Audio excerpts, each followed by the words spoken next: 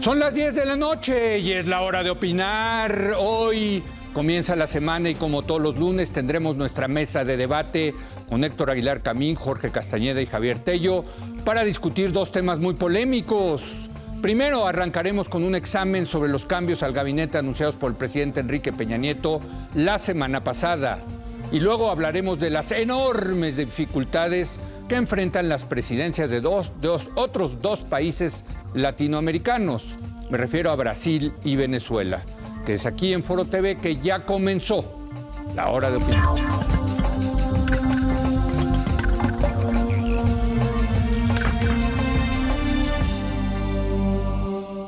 Muy buenas noches Héctor Aguilar Camín. ¿Qué pasó? Javier Tello, Leo, ¿cómo buenas estás? noches. Y desde Nueva York se encuentra con nosotros Jorge Castañeda. Jorge, muy buenas noches. Hola Leo, Héctor, Javier, ¿qué tal? Jorge, buenas noches. Bueno, pues la semana pasada el presidente Enrique Peña Nieto anunció cambios de la mayor importancia a su gabinete. El principal de ellos es la renuncia de Luis Videgaray a la Secretaría de Hacienda y Crédito Público y el nombramiento de José Antonio Meade como nuevo titular de Hacienda. Como resultado de este cambio, la Secretaría de Desarrollo Social queda vacante y el puesto fue inmediatamente llenado por Luis Miranda, quien hasta la semana pasada se desempeñaba como subsecretario de Gobernación. ¿Cómo interpretar estos cambios? ¿Qué decir de la salida de Videgaray y la entrada de Meade a una secretaría clave en un momento tan delicado? ¿Qué lectura le podemos dar al nombramiento de Luis Miranda en la sede Sol? Y en general, ¿cómo embona todo ello en la coyuntura y ante la insistencia de muchos de que algo tenía o tiene todavía que hacer Peña Nieto para enfrentar una situación cada vez más complicada para el gobierno y su partido, el PRI? Héctor. Bueno, Leo, yo creo que este cambio parece haber venido obligado, ¿no?, por el magno incidente de Trump y la responsabilidad que en él tuvo Videgaray. A mí me parece que es un cambio bueno el de Hacienda, en el sentido de que ponen a un funcionario de alta calidad, quizá de todo el gabinete, el de mayor experiencia, al mismo tiempo el que parece más equilibrado, más sólido, y el que tiene, digamos, una trayectoria irreprochable desde el punto de vista de una cosa que a la sociedad mexicana con mucha razón le importa hoy muchísimo, que es el tema de la integridad personal y patrimonial. Entonces es un cambio muy obligado y es un cambio muy importante. Jorge no cree esto, pero yo creo que Meade, al ser nombrado secretario de Hacienda, es también puesto en un lugar en donde es, me parece, obviamente, un candidato o un precandidato posible para el PRI. Y yo creo que sería un muy buen presidente. No sé si un buen candidato, probablemente sería un mal candidato, pero sería un buen presidente. Un presidente, digamos, con la experiencia que no han tenido los últimos 3 presidentes de México. Una experiencia de gobierno, de alta responsabilidad, de alta responsabilidad en cada cosa y muy diversa. Y me parece que ha pasado por todos esos ¿Con dos puestos, presidentes? con 2 presidentes de dos distintos partidos, realmente con una suavidad extraordinaria. Bueno, dicho esto, a mí me parece que el presidente Peña está todavía usando muy poco del poder que tiene. Yo creo que el presidente Peña actúa como un presidente más débil de lo que es. Y me lo demuestra justamente su decisión respecto a este gabinete, que fue medio forzada por la renuncia de Videgaray, por la situación, y fue, salvo el de Hacienda, muy tímido en su decisión de cambiar el gabinete y muy, digamos, muy endógeno, ¿no? Volviendo a echar mano de la tribu al tomar a Luis Miranda para tomar una secretaría tan importante como Sede Sol. A mí me parece que el presidente tiene una oportunidad de relanzar su gobierno si decide rodearse de gente que efectivamente mejore la imagen de su gobierno.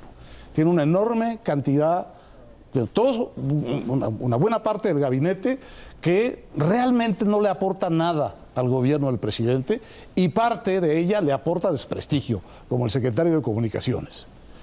Y después una cosa muy importante que señaló Jorge en 2 ocasiones ya en sus artículos, y es que la oficina de la presidencia, Leo, Javier, Sí, está hecho. está deshecha. Desde que se fue Aurelio. Y es realmente difícil imaginar estos 2 años de gobierno sin una oficina de la presidencia muy sólida y muy bien armada. De manera que yo creo que el presidente, pues espero que esté empezando con estos cambios, tiene, me parece, mucho poder todavía que usar, que no está usando. Jorge. Pues varias cosas, Leo. A ver, en primer lugar, creo que muchos estaríamos de acuerdo que la renuncia de Videgaray no es la renuncia únicamente del secretario de Hacienda, es la renuncia del segundo a bordo, el copiloto, el primer ministro, como se le quiera llamar. Es decir, ha sido Videgaray que casi ha llevado la conducción cotidiana del gobierno durante estos ya casi 4 años. Peña Nieto obviamente toma muchas decisiones estratégicas, hace muchas de las funciones de jefe de Estado, todo lo que se quiera, pero quien llevaba el gobierno día a día, por todo lo que se ha comentado en muchísimos ámbitos desde hace 4 años, era Videgaray, no es solo el secretario de Hacienda. Y más allá de los méritos de Meade para el cargo de Hacienda, pues no me parece que tenga la cercanía o el ascendiente o ningún tipo de posibilidad de desempeñar esa parte del papel de Videgaray, ni bien ni mal, simplemente no lo hará. Y entonces la pregunta que empieza a tener que formularse es: ¿Peña ya va a gobernar él? O sea, ¿va a ser jefe de Estado y jefe de gobierno él? ¿O habrá alguien más que llene ese hueco? ¿O se va a quedar vacante? No entiendo muy bien, pero me parece que quizás esa es la pregunta central de este cambio, ¿no? La segunda, en efecto, no comparto la opinión de Héctor, en el sentido de que para mí sería de una enorme irresponsabilidad, y creo que ni Peña ni Meade se prestarían a eso, a que el secretario de Hacienda nuevo, en un momento fiscal, económico y de todo tipo, muy complejo para el país, dedicara la mitad de su tiempo a las finanzas y la mitad a hacer campaña. Al contrario, yo creo que el subtexto del nombramiento de Meade, cuando Peña le dijo, fue: y te estás quieto en Hacienda, vas a acabar el sexenio conmigo en Hacienda, punto. Es la impresión que yo tengo, más allá de las fantasías, no de Héctor, pero sí de otros, de que ya llega la solución milagrosa. Sería un poquito, pues no sé, peligroso es poco decir, de que esto funcionara de ese modo, sobre todo que sabemos que el destape, pues, del candidato el PRI no puede ser hasta más que dentro de un año, o sea, septiembre, octubre es el límite del año que entra, y ni modo que le encarguen Hacienda durante un año y se vaya. Desde López Portillo, nombrado por Echeverría, no habríamos visto una irresponsabilidad de ese tipo, ¿no? En cuanto al relanzamiento, pues sí me gustaría creer en él, pero no lo veo. O sea, la verdad, un nuevo enroque, porque este es un enroque, salvo la salida de Videgaray, pues no veo cómo pueda relanzar a alguien un gobierno con un mero enroque cuando ese gobierno está en un nivel de impopularidad tremendo. O sea, no hay casi nada que pueda hacer que de toma de decisiones así importantes, y no creo que con un simple enroque pues pueda relanzar un gobierno que yo ya lo veo más bien en la lona. Pues hijo, llevamos ya cuánto tiempo diciendo que hay que relanzar y cambiar y darle reset y etcétera, pero yo creo que quizás los que hemos cometido el error somos nosotros de este lado, desde el análisis, de pensar que Peña puede ser diferente. Pues Peña es el que es, y creo que intuyo que no va a cambiar. Javier. Yo creo que si estamos hablando de reset, esta decisión equivale a apagar la computadora, no a prenderla. Y si solamente lo único que va a hacer es apagarla, yo creo que es una mala decisión. Es decir, no me queda del todo claro si la salida de Videgaray hace de Peña Nieto un presidente más fuerte o más débil. Si lo único que va a hacer es sacar a Videgaray y una de esas lo hace más débil. ¿Por qué? Porque coincido plenamente con Jorge. Videgaray era, yo diría, incluso más que un primer ministro. Yo creo que era un amigo, yo creo que era el autor intelectual del proyecto de este gobierno, yo creo que era un cómplice político de Peña Nieto desde el Estado de México. Además, desde diciembre de 2012 venía funcionando como primer ministro. Entonces, dado el estilo de gobernar de Peña Nieto, me intriga cómo va a gobernar ahora Peña Nieto. ¿Significa que se va a ampliar el círculo? Pues no pareciera por el nombramiento, estos nombramientos. Significa que en fin, digo, hasta ahorita lo único que ha hecho con la salida de Videgaray es apagar la computadora. Yo sí creo que es posible prenderla y hacer ese famoso reseteo de su gobierno. Me queda, lo digo no porque lo veo claramente que lo vaya a hacer. Eso también sospecho que a la hora de la hora no cambiará mucho, pero yo creo que sí es posible. Y más que pasar por nombramientos, quitar y poner a gente del gabinete, algo de eso tal vez habría que hacer. Yo creo que tiene que ver más con actuar en ciertos temas. Hablamos de eso la semana pasada al hablar de qué podía hacer, y yo creo que pasa por el Sistema Nacional Anticorrupción. Pero no, si quieren ahorita entramos a eso. En cuanto a mí, se ha vuelto una especie de secretario de relevo, como pitcher de relevo, y creo que esa es una Mariano Rivera. Esa es una función fundamental, ¿eh? Yo creo que tal vez debería de haber para todas las secretarías un secretario de relevo que entra a cerrar el sexenio. Pero ya estuvo con Calderón y ahora con Peña.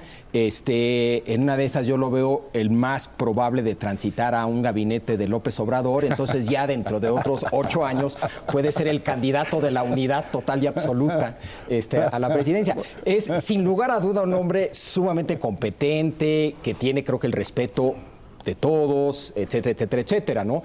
Yo con Jorge sí creo que lo hace menos posible como candidato, porque si hace lo que tiene que hacer, muchos piensan que va a haber una recesión. Y si no hace lo que tiene que hacer, muchos piensan que va a haber una recesión. Alguien tiene que tener la razón. Entonces yo creo que económicamente las cosas no pintan bien, y la culpa la tendrá, además de Peña Nieto, ¿no?, como siempre, también el secretario de Hacienda, quiero pensar. Pero yo creo que esto nos deja una buena lección, porque es cierto lo de Videgaray. Yo digo, no es ningún secreto que era una especie de primer ministro, confidente, amigo, etcétera.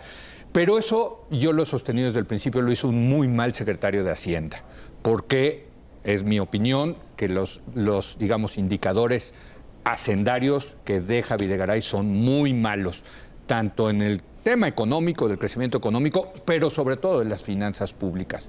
Yo por eso desde hace mucho decía que lo ideal es que hubieran movido a Videgaray de Hacienda a ser jefe de la oficina de la presidencia.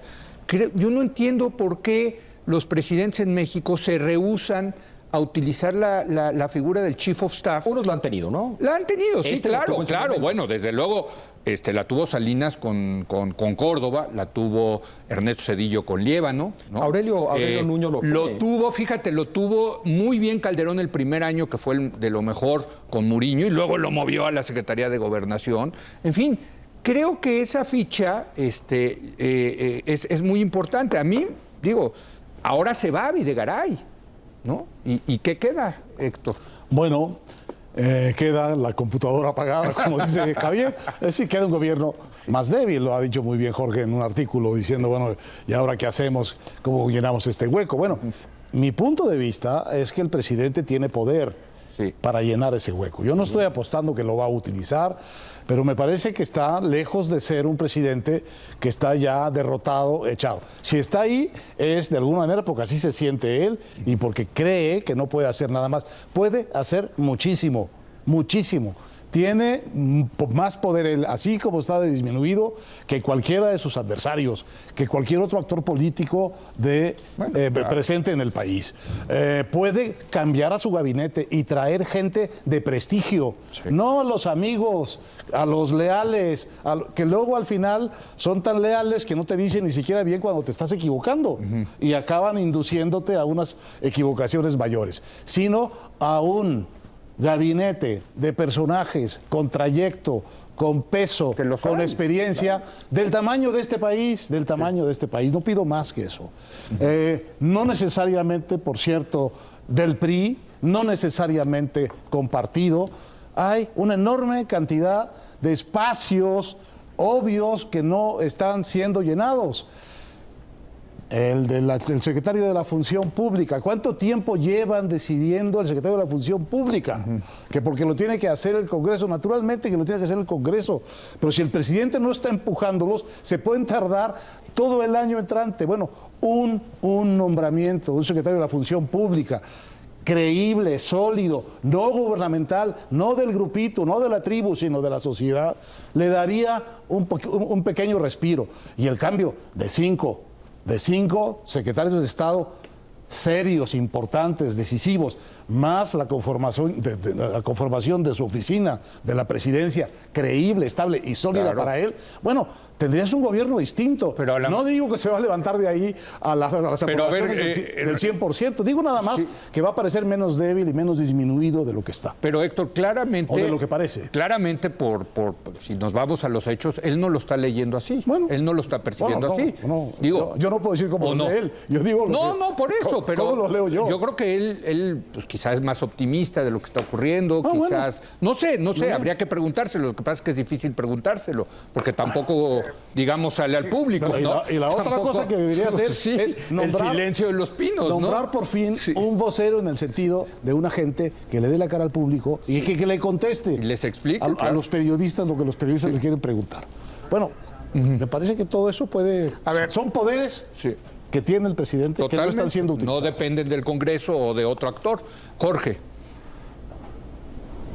Pues mira, es que quizás la pregunta es por qué Peña hasta el viernes pasado, cada cambio de gabinete que ha hecho más o menos han sido enroques. Va moviendo al mismo grupito, uno de otro lado a otro. Entonces, una es porque son los mejores y entonces ¿para qué va a cambiar a un equipo de éxito? Puede cambiarlos de lugar, pero lo han hecho tan bien todos en cada uno de los lugares donde han estado que no hay ninguna necesidad de deshacerse de ellos y sustituirlos con otros. Una segunda explicación sería tipo Calderón, un hombre inseguro, un hombre acomplejado que, bueno, pues prefiere rodearse de cuates, de gente que conoce, de su zona de confort, con los que está a gusto y que entonces no necesita, digamos, ni quiere buscar gente más allá de ese círculo. Y una tercera explicación posible, muy descabellada, que no tiene nada que ver ni con la historia de México ni con lo que ha sucedido en este sexenio, pero podría ser el tema de la complicidad. Digo, yo insisto que esto realmente es irreal, pero pues si podemos fantasear unos y otros, pues yo también tener mis propias ideas fantasiosas, que quizás son los mismos porque solo le tiene confianza a estos para que estén viéndole las placas, para que estén viendo desde adentro hacia afuera, para que estén al tanto de los asuntos, porque sí son de confianza ¿para qué? Pues de confianza para estar en el ajo y para no denunciar lo que está sucediendo. Porque esas sí son confianzas de verdad. No puedes tener a gente desconocida, por muy competente que sea, en la cocina o en la caja de seguridad del banco, ¿no? Ahí no quieres tener gente que no sean tuyos, ¿verdad? Déjame decirle a Jorge. Pero insisto, es una hipótesis muy irreal. Es una hipótesis irreal que hace Jorge, linda, pero haz de cuenta que pulgada con la idea de la mafia del poder. Pues entonces, la idea de un gobierno, de un gabinete completo que está ahí gracias a la complicidad y debido a la complicidad. Yo, obviamente, me parece imposible imaginar la política misma sin complicidades.